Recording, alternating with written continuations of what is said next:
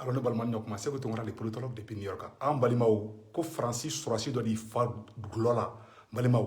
o tɛ dɔwɛrɛ la an fɛ an y'o de fɔ an na ala bɛ Francis libo ala ka don o dugu jɛ balimaw kunu sini sɔrɔ ka dugu jɛ kunu na Francis Sorasi di fa gulɔ la ka marifa ta ka ci ɲɔgɔn na a ye vidéo in partager diɲɛ bɛɛ ka mɛn balimaw n bɛna nouvelle cɛri n bɛna a bɔra journal min kɔrɔ journal in tɔgɔ de ko géopolitique.info balimaw le sahel.com journal in bɔra kɔrɔ ko Francis Sorasi du fa gulɔ la u yɛrɛ dama ye marifa ci ɲɔgɔn na Mali ye barika jamana de kuna sini an bɔra ni vidéo dɔ ka yira aw la k'a fɔ ko MINUSMA ɲɛmɔgɔba bɛ Mopti ko y'a yira k'a fɔ ko u tɛ fɛ ka mɔgɔ dɛmɛ u tɛ fɛ ka Mali dɛmɛ u tɛ fɛ Moptikaw ka libérer u bɛ fɛ fagali de ka continuer toujours n balimaw n bɛna a yɔrɔ kalan Sahel, des soldats français blessés au Sahel après une dispute alcoolisée. Des militaires avimés de la force Barkhane ont eu une alternation. L'un d'entre eux en a eu deux autres avec une arme de service. Des soldats de la force anti-djihadiste Barkhane déployés au Sahel ont été blessés par l'un de leurs d'une dispute dans l'emprise de l'alcool, a indiqué samedi 26 décembre auprès de l'état-major de l'armée. L'alternation entre soldats français est survenue dans la nuit du 24 au 25 décembre sur la base de Gao au Mali. Des soldats de la même unité se sont en langage commun pris la tête. Un soldat a blessé deux de ses camarades avec son arme de service. Un pistolet automatique, a indiqué le porte-parole de l'état-major Frédéric Barbi. Frédéric Barbi. Un homme a été blessé très légèrement, l'autre plus sérieusement, mais sans que pronostic vital ne soit prononcé.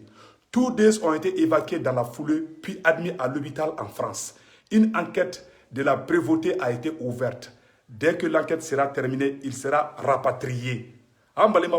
Francis Sorasi yɛrɛ dama de bɛ ka marifa ci ɲɔgɔn na dɛ u y'u su gulɔ la f'u bɛ ka marifa ci ɲɔgɔn na sisan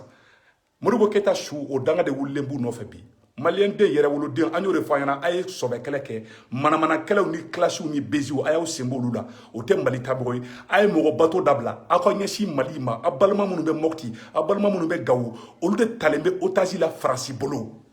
n balimaw Ala de bɛ k'an wasa don o don a ye bɔ 20 janvier an ka Faransi gɛn ka bɔ an fɛ yen n balimaw Faransi tɛ foyi la an fɛ yen u ka dɔrɔgu tala n'u ka juin minɛ n'u ka dulɔ minɛ u b'olu de bila ka na ka marifa d'olu ma olu kana bin maliyɛn denmusomaninw kan Gawo ka musomaninw u kɛlen bɛ ka kɔn da u tilancɛ bɛɛ lajɛlen na Kidali kɛ ni kɛrɛfɛ tɛ hali n'i taara sa k'i bɛ taa muso furu Mali nɔrɔ la i tɛ muso sɔrɔ Barkhane ni MINUSMA y'a muso bɛɛ u y'a bɛɛ ramassé ka bɛɛ k'u ta ye u ye Mali bɛɛ k'u ta ye ka Mali sanu k'u ta ye hali an ka muso ɲuman ni muso jɛmani minnu fana bɛ yen nɔ tamaseki musonin minnu bɛ yen nɔ n'olu ka di hali an marakaw na ye u taara k'u bɛɛ fana bɔsi anw na k'u bɛɛ ta a surakamusow n'a kɔrɔbɔrɔmuso cɛ ɲumanninw u y'a bɛɛ ta n balimaw ka tiɲɛ de ɲɛfɔ ɲɛna koyi a y'aw kɔlɔsi wallahi n'a ma Faransi gɛn ka ban fɛ yen hali muso furuta bɛ gɛlɛya a cɛganaw a pɛrɛfɛriw a mɔgɔlankolon dɔrɔgutala dulɔminaw u kɛlen bɛ k'olu de bɔ Faransi ka n'u bila Mali kɔnɔna na ayiwa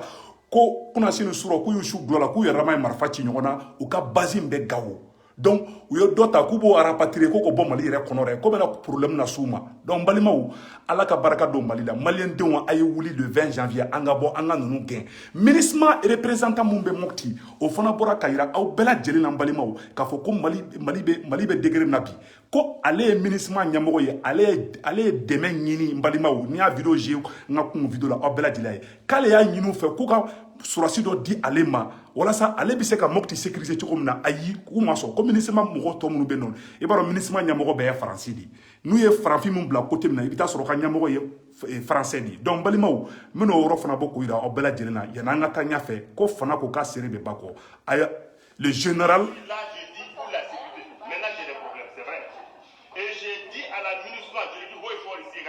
j'ai dit à la MINUSMA ici là, si on veut vraiment régler les problèmes de sécurité, il faut nous envoyer des forces qui vont pouvoir, comment on appelle ça, attaquer les terroristes. Je l'ai dit. C'est ça. Non mais vous êtes là, vous parlez. Je dis le même problème que vous avez. Moi, ça me fait mal au cœur. Ceux qui arrivent au Burkina, c'est parce qu'il y a des problèmes ici au Mali. Voilà, Mbalimaou. aw yɛrɛ ɲɛ b'a la dɛ ni MINUSMA ɲɛmɔgɔ un burkinabé un général burkinabé o de bɔra bi o de bɔra kunna sini ka nin révélation kɛ o ye MINUSMA baarakɛla de dɛ ale ye MINUSMA baarakɛla de ye awa MINUSMA représentant dɔ de fana don fɛnkɛ la dugu in tɔgɔ bɔra kɔnɔ Mopti n balimaw n bɛ mun ɲɛfɔ bɛɛ lajɛlen ɲɛna n'an bɛ wuli k'an jɔ an ka wuli k'an jɔ faso cila dɔw de b'an senkɔrɔ Bubu Sise ka réseau de b'an senkɔrɔ Mali fagabaga Mali tatienbaga o ye Boubou Cissé ka réseau mɔgɔw de mbalimaw Boubou Cissé kɛlen bɛ ka réseau de activer ka malien ka Faransi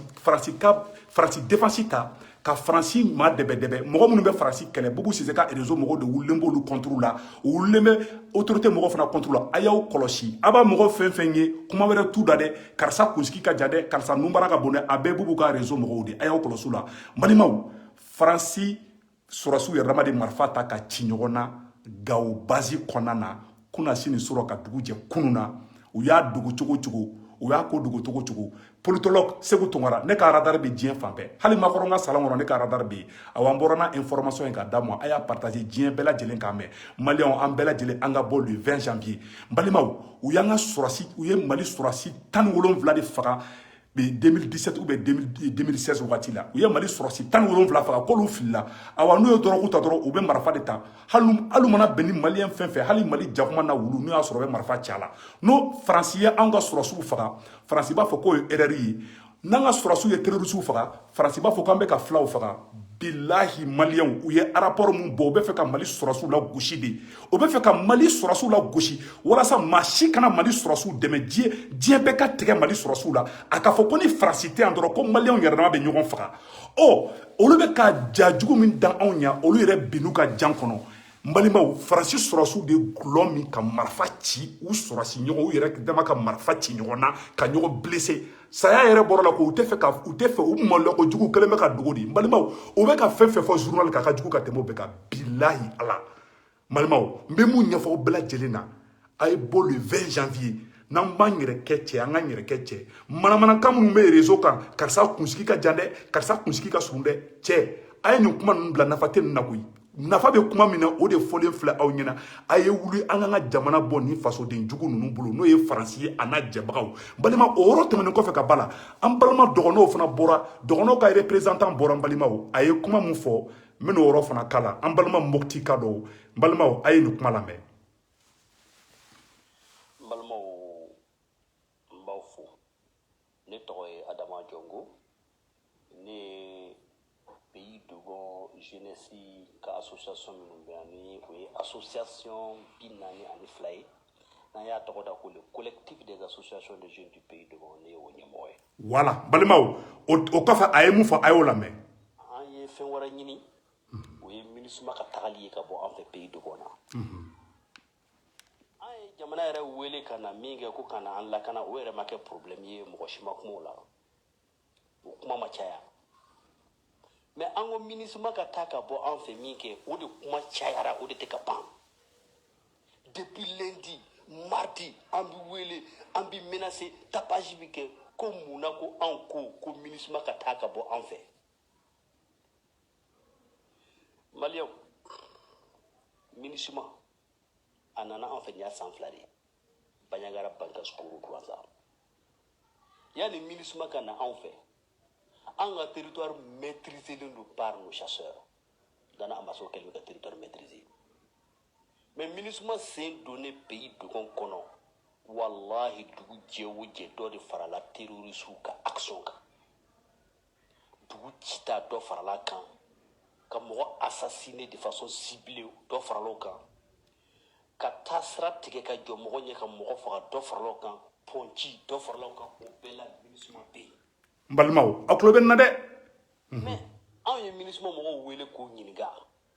Moti an yɛrɛ taara f'u ka direction na Bamako yan Senu aviation na an taara sigi an ko mais mun de la aw tɛ ka se ka fɛn kɛ lakana sira kan o ko anw ma ko non ko olu filɛ nin ye ko mandat ma di olu ma ko olu ka terroriste kɛlɛ an ko aw ka mission de ye ko. N balimaw a yɛrɛ nin kuma mɛn dɛ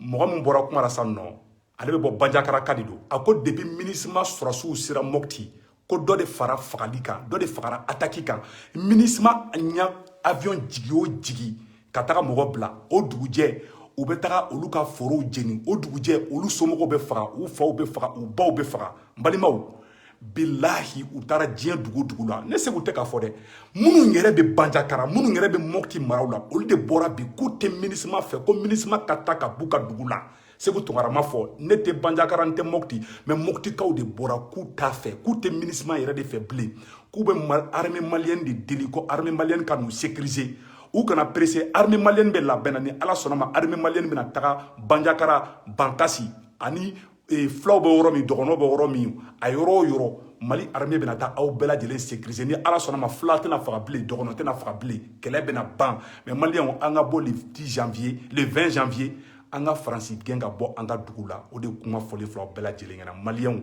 kuma lankolon caman bɛ bila réseau sanfɛla la u bɛ mɔgɔw distrait karisa bɛ tan a kana si lamɛn an balimaw de bɛ ka faga Mopti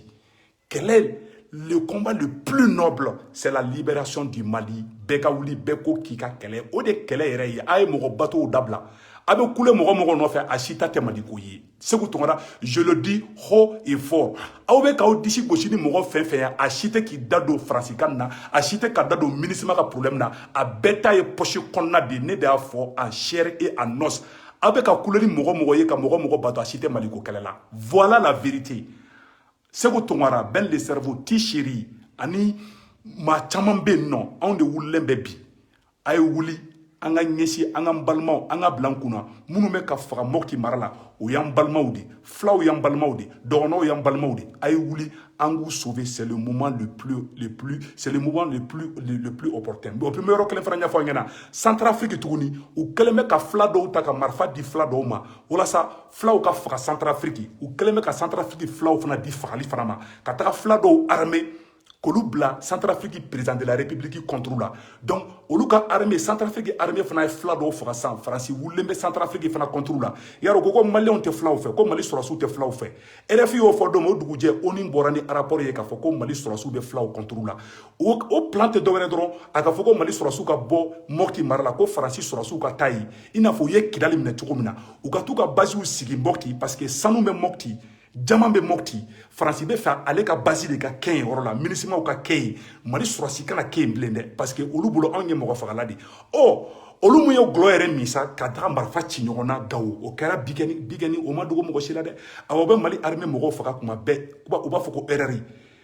an ka sɔrɔsiw dara k'u kantigɛ Faransi ma kuma o la Faransi ye crime min kɛ Faransi ka jugu ka tɛmɛ Hitler kan Faransi ka jugu ni Farawuna ye Faransi ɲɔgɔn kafiri fila tɛ mɔgɔ b'a fɔ ko Faransi ka ɲi halaladen tɛ bilahi mɔgɔ ɲɛnama den t'i jɔ fo ni mɔgɔ min t'a dɔn dɛ mɔgɔ bɔra nin kalama ka tila k'e jɔ